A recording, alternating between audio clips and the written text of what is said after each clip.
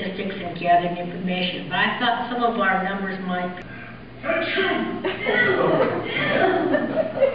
First into the right seat and then into the left.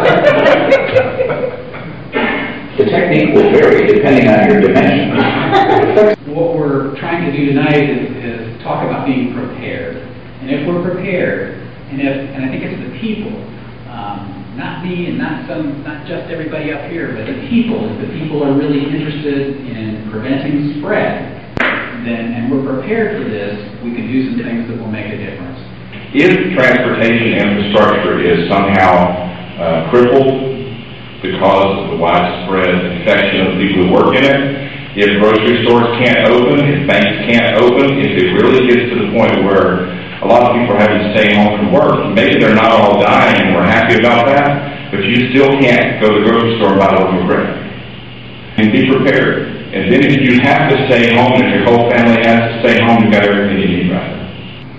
We also want our employees and want them to know that if they are sick, they need to stay at home.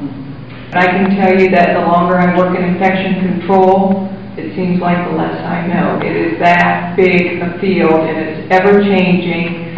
It's a constant vigil that we all need to keep. We will be offering, it will be the mandatory part, the H1N1 that becomes available. We're anticipating that somewhere around the end of October or early November. We have 20 clinics every single day. We've got 25 clinics, so people can, if you work night shift, evening shift, day shift, whenever you work, there's going to be a time where you can come and get your immunization. You heard Bob Pierce talk about hurricanes and tornadoes and things that we normally deal with in our realm. We can't stop those. We can stop this.